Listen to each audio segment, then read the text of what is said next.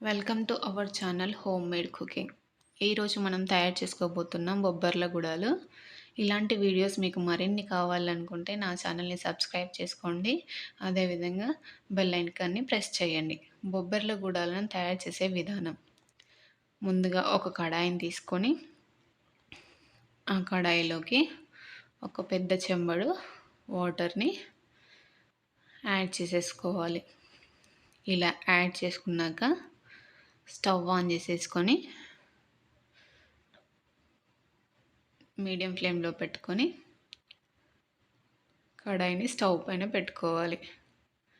ఆ తర్వాతకి కడాయి పైన మూత పెట్టేసి ఒక 5 నిమిషాల పాటు వాటర్ని బాయిల్ చేసేసుకోవాలి. ఆ తర్వాతకి 2 ఉల్లిగడ్డలని, అదేవిధంగా 4 ఎండుమిర్చిని, అదేవిధంగా జీలకర్రని, అదేవిధంగా పసుపుని, అదేవిధంగా సాల్ట్ని, అదేవిధంగా కారపొడిని, అదేవిధంగా పచ్చి ధనియాల పొడిని, మసాలాను తీసుకొని పక్కకు పెట్టుకోవాలి. అదే ఇప్పుడు వాటర్ బాయిల్ అయ్యానో లేదో అని మూత తీసి చూడాలి. ఇలా బాయిల్ అవుతుంటే ఒక గ్లాసెడు బొబ్బర్లను ఇందులోకి యాడ్ చేసేసుకోవాలి. ఇలా యాడ్ చేసుకున్నాక మూత పెట్టి మరో 20 నిమిషాల పాటు ఉడకనివ్వాలి. ఇప్పుడు ముందుగా తీసుకున్న ఆనియన్లని ఇలా కట్ చేసేసుకొని, రెడ్ చిల్లీలను ఇలా కట్ చేసేసుకొని, కొత్తిమీరని, కరివేపాకుని, మెంతి ఆకులను తీసుకొని ఇలా పెట్టుకోవాలి. ఆ తర్వాతకి ఒకసారి బొబ్బర్లు ఉడకాయో లేదో అని మూత తీసి చూసుకోవాలి. ఇలా గరిటెతో కలిపేసి బొబ్బర్లు ఇలా చేత్తో నొక్కి చూడాలి. అది మెత్తగా సాఫ్ట్గా ఉన్నట్లయితే ఉడికిపోయినట్టు. ఇది ఉడకలేదు ఇంకా. సో మళ్ళీ ఒకసారి మూత పెట్టేసుకొని మరో 2 నిమిషాల పాటు ఉడకనివ్వాలి.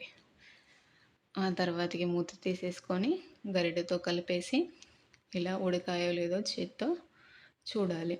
ఇలా సాఫ్ట్గా బాయిల్ అయినట్లయితే ఉడికిపోయినట్లే బొబ్బర్లు ఇలా సాఫ్ట్గా వచ్చేస్తాయి.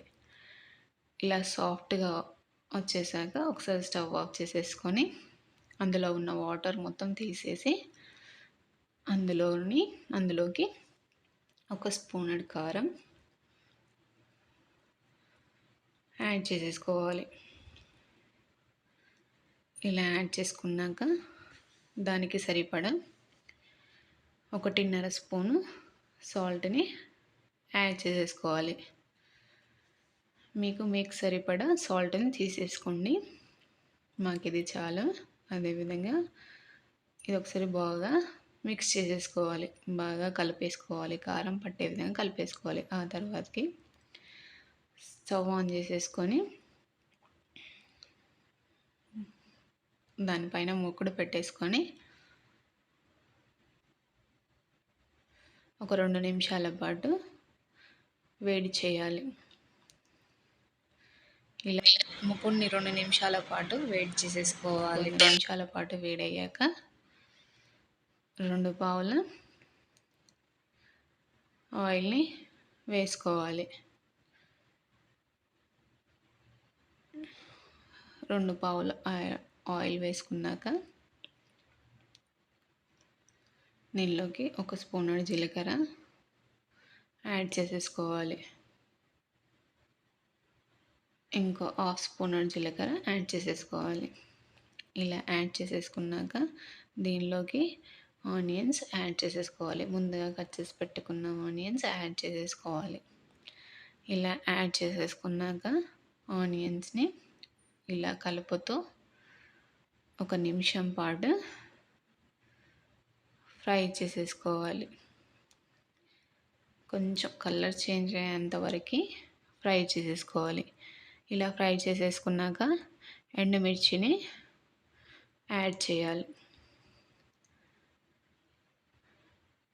ఎండుమిర్చిని యాడ్ చేసేసుకున్నాక మరొక నిమిషం పాటు ఇలా కలుపుకోవాలి.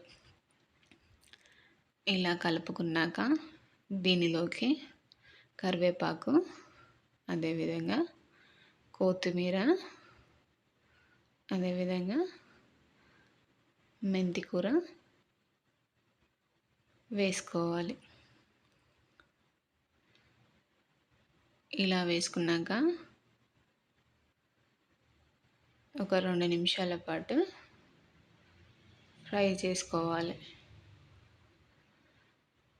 ఇలా ఫ్రై చేసేసుకున్నాక కలర్ కొంచెం బ్రౌనిష్గా మారాక ఒక చెంచాడు పసుపుని వేసుకోవాలి.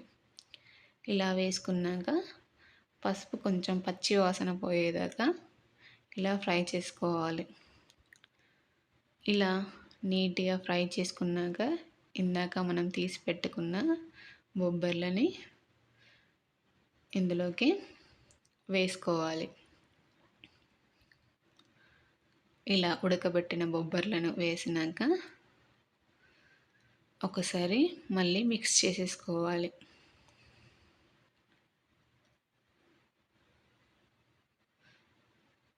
ఇలా నీట్గా ఆయిల్ అంతా బొబ్బర్లకు పట్టే విధంగా మిక్స్ చేసేసుకొని ఒక 2 మినిట్స్ పాటు ఫ్రై చేసేసుకోవాలి. ఆ తర్వాతకి ఒక స్పూనెడు పచ్చిదనాల పిండి, ఒక హాఫ్ స్పూనెడు మసాలా యాడ్ చేసేసి మళ్ళీ ఒకసారి మిక్స్ చేసేసుకోవాలి. ఇలా మిక్స్ చేసుకున్నాక మళ్ళీ ఒక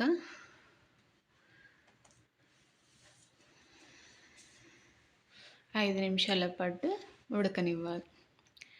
ఇలా ఆయిల్లో ఫ్రై చేసేసాక 5 నిమిషాల పాటు మళ్ళీ ఒకసారి కలుపుకొని స్టవ్ ఆఫ్ చేసేసుకొని సర్వ్ చేసేసుకోవాలి. Please subscribe my channel home made cooking.